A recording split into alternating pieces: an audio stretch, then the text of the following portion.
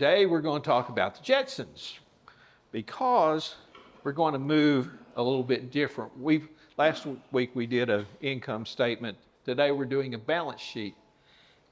We're going to learn to create a balance sheet. We're going to analyze the balance sheet. We're going to develop plans that will enhance the balance sheet. And then we're going to determine how you see your accountability going forward. I want to bring to your remembrance the third class that we had in this series. That class was on the parable of the talents. I want you to remember that because I want you to remember that the man who had 5 talents, he used his talents to gain more for his master. The master gave him the talents to use, and then he was asked to develop those talents. The man with 3 talents likewise doubled his return. But the 1 talent man only buried it. He did not use the resources that his master had given him. And the master chided him for failing to use his resources in a way to bring a return to him. Everything we've got, everything we have belongs to God. There's nothing that we have that comes from our own initiative. We are all in a place where we're given those resources, and that's what we have. I want to become the 11 talent man because the master took the 1 talent that was buried and gave it to the man with 10. So he had 11. And his next expectation from that master was that there would be, after a period of time, an increase of 11 more, because the expectation had been set. There's going to be 100% rate of return. That is where we're trying to go with all of this analysis. So let's talk about the balance sheet. You been to the playground lately? Everybody recognize what you see here? When I was growing up, we called them seesaws. They still call them that? I don't know. Oh, they don't allow them anymore. Well, I was always the littlest kid in my class, and I was always on the up end. Because the way this thing works is if the weight is evenly distributed and the fulcrum, as this point is called, is in the middle, then what you will have is balance. If you have one side that's heavier weighted, then it's going to sink. In the case of a balance sheet, the optimum look is the assets are bigger than the liabilities, therefore they're weighted and down. The liabilities are up. When you have a balance sheet, there's more than just liabilities, though, on the other side. You have assets on one side and liabilities and net worth on the other side. Net worth being the difference between assets and liabilities. So you add them together over there, you get balance. So this is what you hope your balance sheet, whether you're looking at assets and liabilities, look like visually.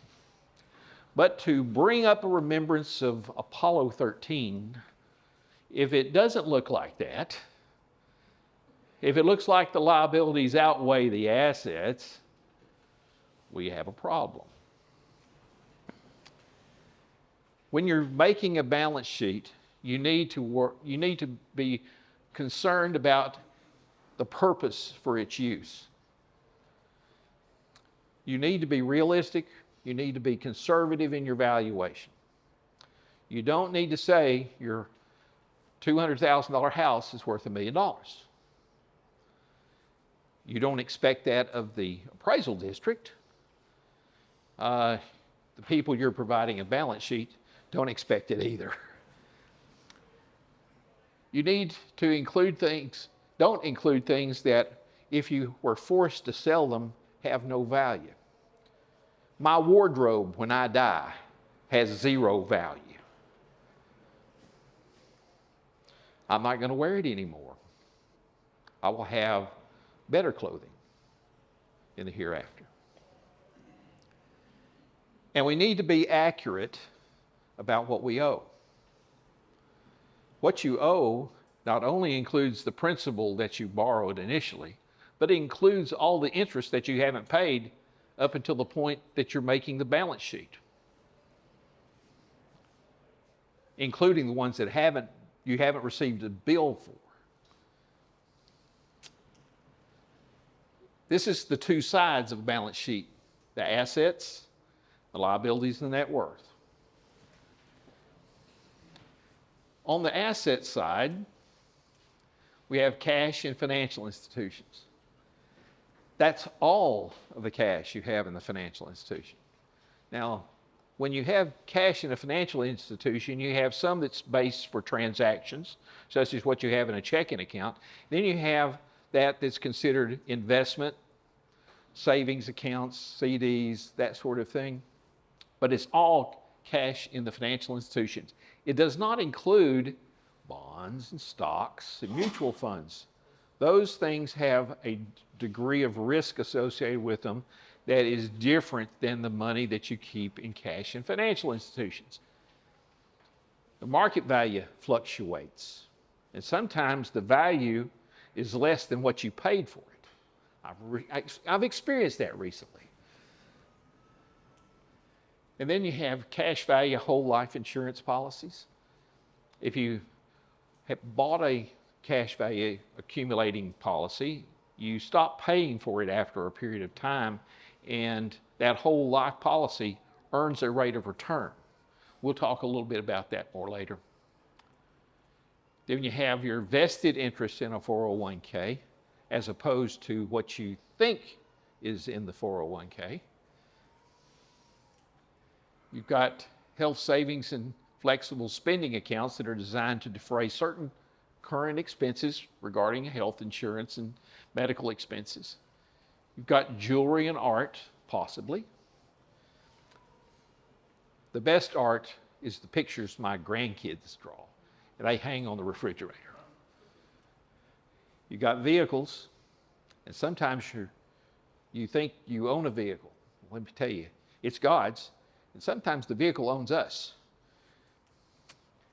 Primary residence, if you own it, other real estate you might own, and personal property. That includes household furnishings, clothing, and so forth. That's the assets.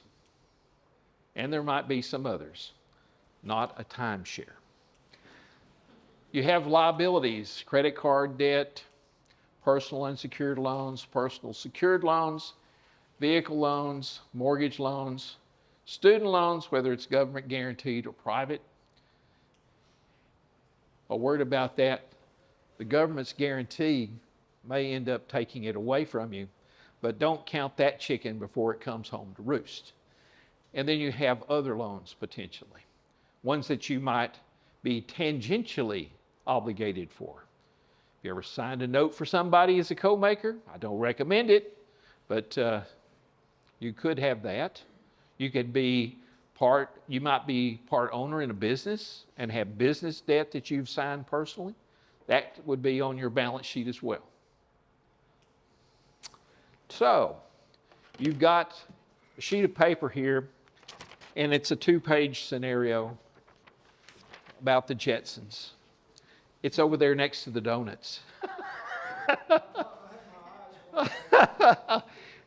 I put them there next to the donuts because I figured people would gravitate toward the donuts. Yeah. Get a donut if you go by there and pick up a paper. This is my only way of getting rid of donuts. There's 2 sheets. One sheet has already been filled out for you, and the Jetsons balance the scenario. Let's go over the Jetsons scenario. George and Jane Jetson have their banking relationship with First Orbit City National Bank, and they currently have a checking account balance, according to the bank, of $2,460. But Jane, who reconciles the account, says there are outstanding withdrawals of $435 and an outstanding credit of $38, a deposit that hasn't yet been posted. They also have $1,250 in a savings account. They own a flying car that they purchased for $38,000, which has a trade-in value of $27,000, and they owe $19,000 on it. George has a whole life insurance policy with a face value of $100,000 that he purchased 10 years ago when he was 30. Cash value, according to the valuation table, says that at the 10th anniversary, it ought to have a $25,000 cash value. But he took out a loan and used the cash value as collateral in that loan, and it has a balance of $3,000 and carries a rate of 8%. And the simple interest, it's a simple interest loan with the interest last paid up to January 27th. Jane loves to go to Mooningdale's.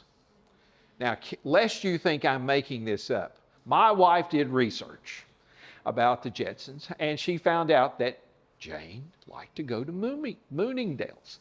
So she likes to go there to buy the latest gadgets, and she has a $1,600 balance on her credit card there that carries a rate of 18% with 1 month's interest due in addition to the balance.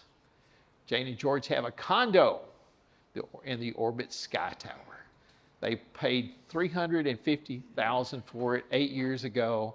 It currently is assessed for $425,000. They have a first mortgage of $270,000 balance, a second mortgage of $15,000, and a HELOC with a balance of $5,000, but a credit limit of $55,000. Interest is paid up to today. George has an open account at Spaceport Hardware, and he owes $2,000 on it. And Spacely Sprockets offers their employees a 401k plan. It carries a match of 50% of the employee's contribution with a 5-year cliff vesting formula, and the employees are eligible to participate as they begin their 4th year of employment with the company, and George went to work there 7 years ago. All right. And this is a table about how much in what bucket is the 401k funds. Let's look at the balance sheet that has been attached. First off, the cash in the financial institutions lists to be $3,263. So where do we possibly get that? Let's go back to that page. You take the $2,460, the balance that the bank shows, you subtract out the $435 that are checks that are outstanding, you add the $38 deposit that's not in the bank statement, and then you add the $1,250 that's in the savings account, and that's where the $3,263 comes from. Clear as mud? Clear as mud? You understand how I got there, okay? All right. Second thing that's on there is the whole life insurance thing. And they say that they got a $25,000 cash value, but they've got a $3,000 loan. You do not subtract the liability at this point. You do that on the other side of the balance sheet, and it carries a rate of 8%. So you got $25,000 listed there, and then if you go over to the other side to the personal loan, it calculates out to $3,020.38. $20.38 would be the interest on $3,000 at 8% from January the 27th. You multiply the 3,000 times 8%, divided by 365, times the number of days different, which just happens to be 30. The next thing that's on the balance sheet is the vested interest in the 401k. Now, George has contributed this much money over the years. this is the amount that he contributed that year.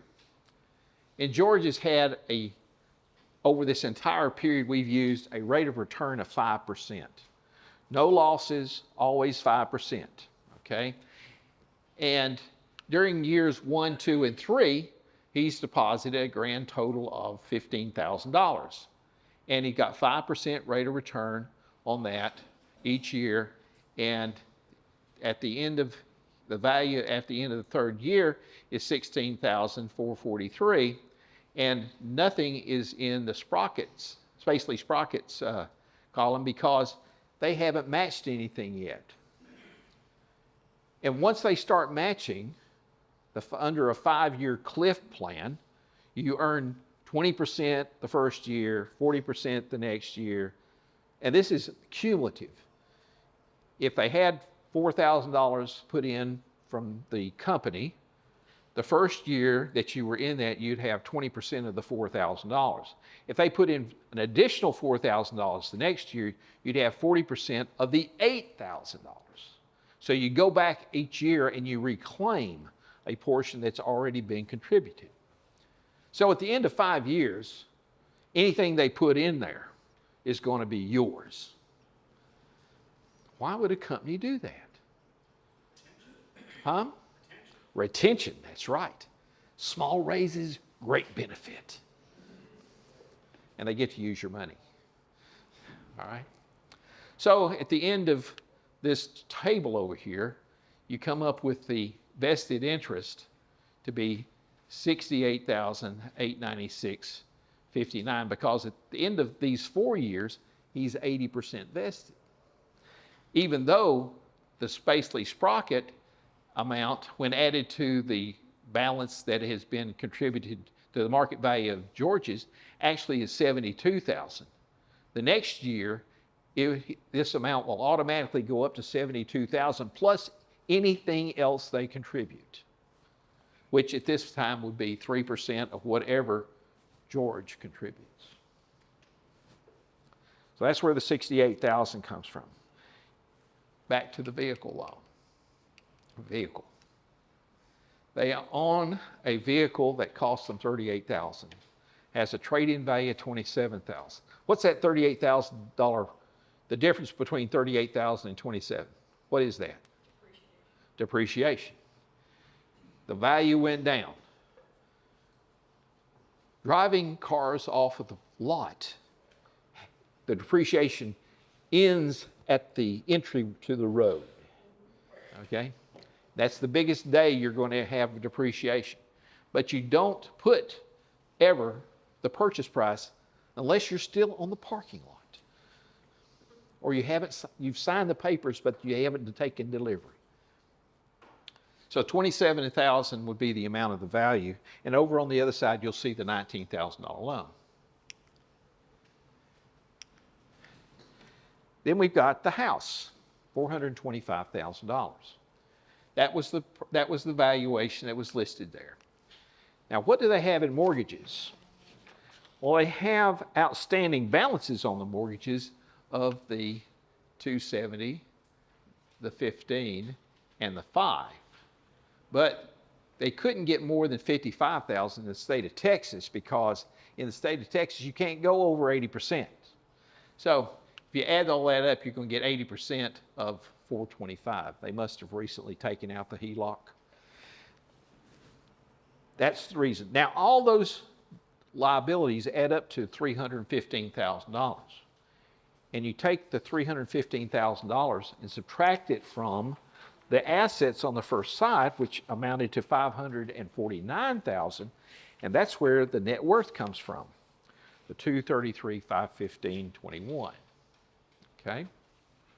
Now, in case you're interested and want to know all of the particulars on how to get those numbers, I have it written down, and I will gladly forward it to you.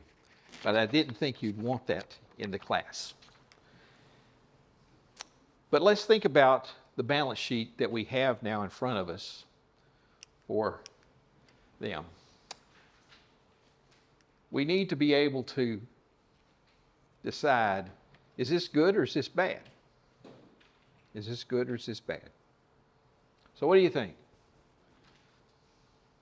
Do you have enough information to make a decision about whether this is good or bad? Their assets are apparently more than their liability. Yeah, they're solvent. Yes. Yeah, they're solvent. They're not bankrupt. They're not bankrupt. They are illiquid. They are very illiquid. What do I mean by illiquid?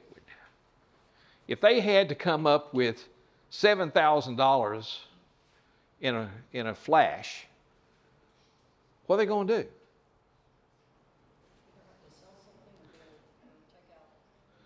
They'll have to go borrow more money or sell an asset. They don't have the money to take care of an emergency.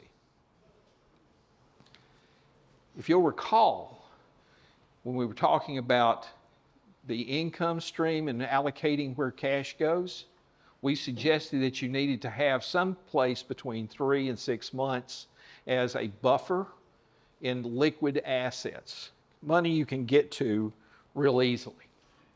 So they're not insolvent, but they're very illiquid. And how could they go about fixing that?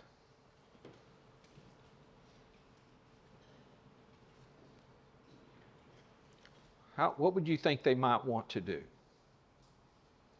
They didn't get to the place they've got this excess of assets by just not having any income. So we know we've got some income coming in.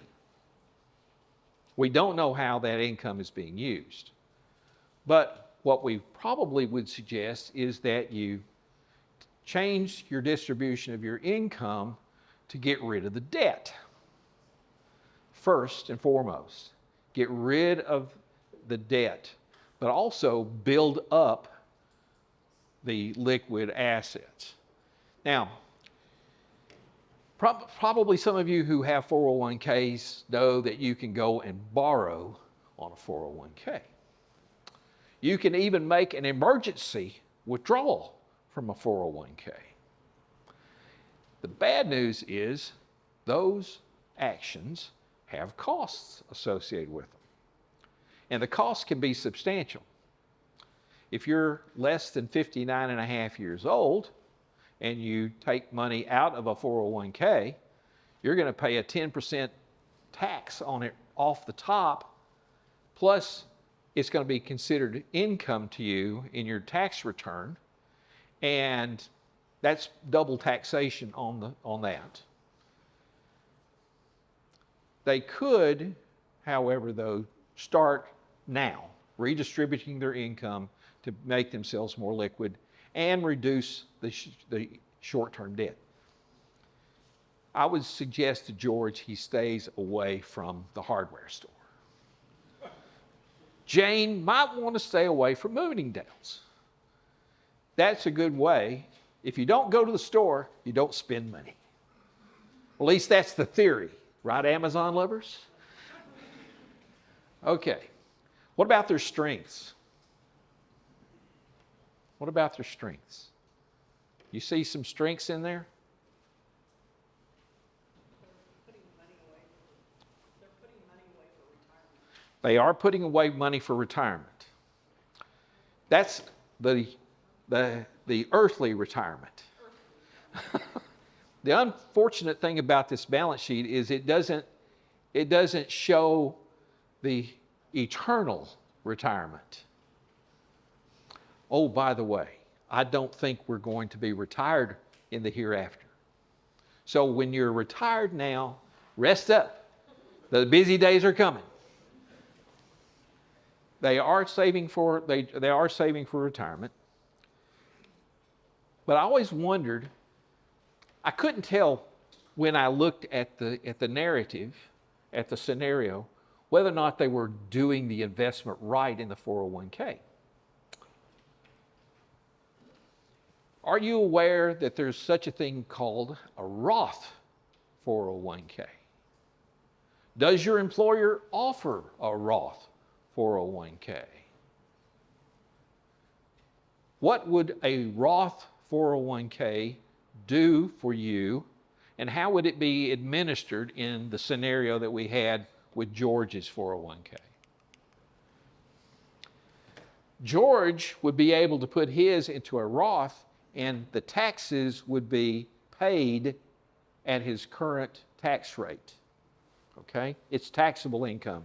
If it's a regular Roth, a non-Roth 401k, this comes out tax-free.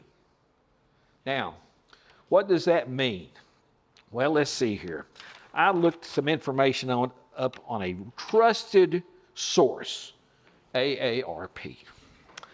And they said that if a person was making $50,000 a year and they were going to put 5% of their income into a 401k plan, and they were at a 15% tax bracket, their income would fall by $82.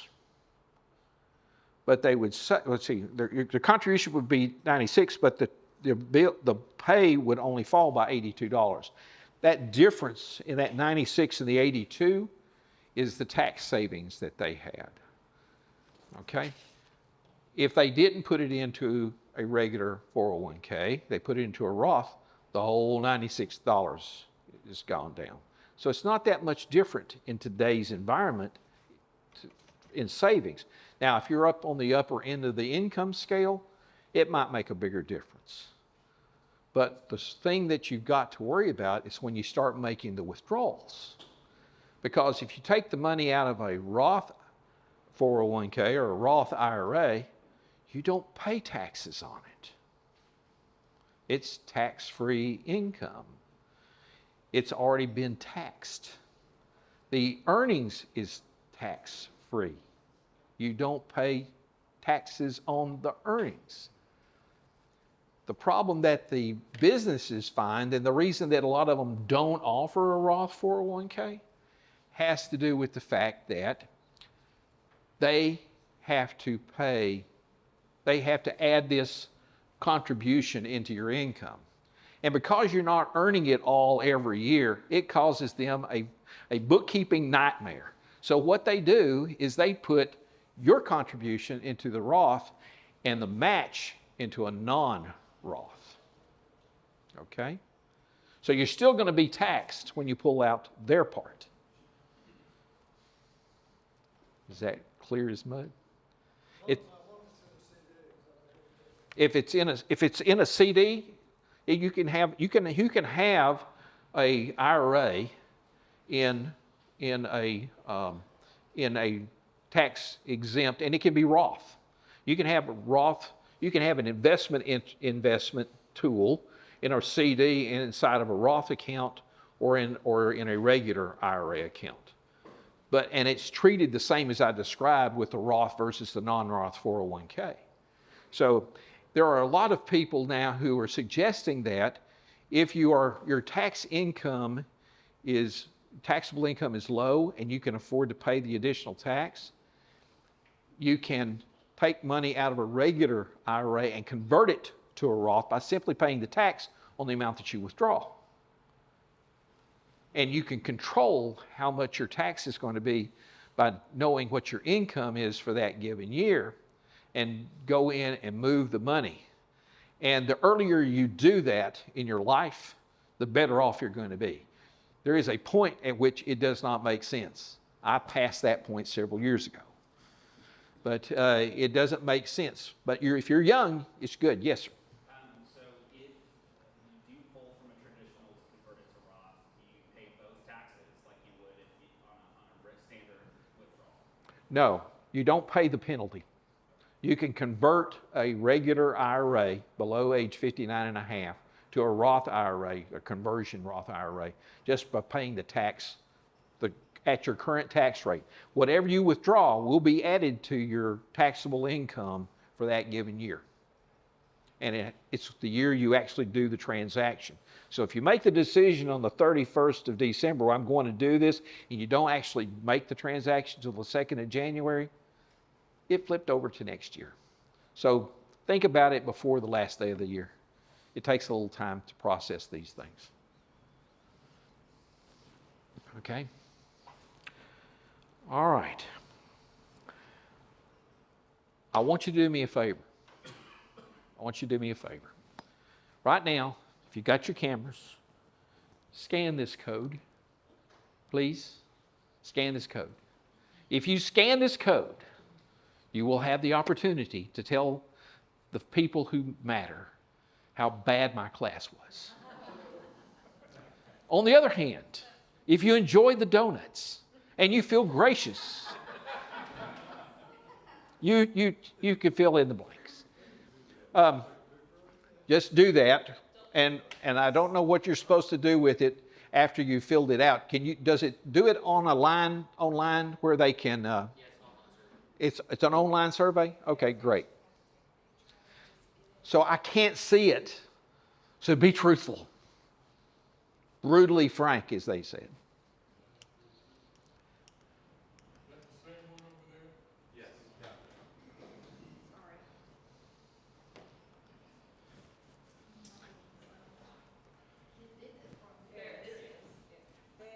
Okay.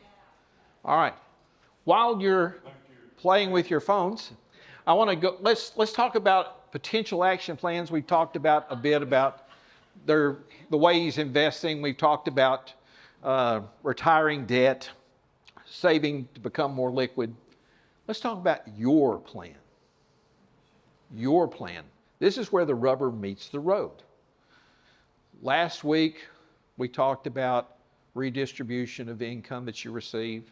Week before that, we talked about how you could do things to improve your FICO score, which could save you money in all sorts of areas. Save you on insurance. It saves you on the cost of your borrowings. It can even help you get a rate decrease on things like credit cards if you do that. But I think it's important that you need to be thinking about your personal situation. And you need to be thinking about your personal situation not out of self-gratification, because that's not what the class is about. The class is about getting the most for God. If you get the most for God, you will do, as they suggested in the sermon this morning, that you will share. You will share generously. There is a section of Deuteronomy that says every seventh year the Israelites were required to forgive the debt of those who they loaned money to who were Israelites as well.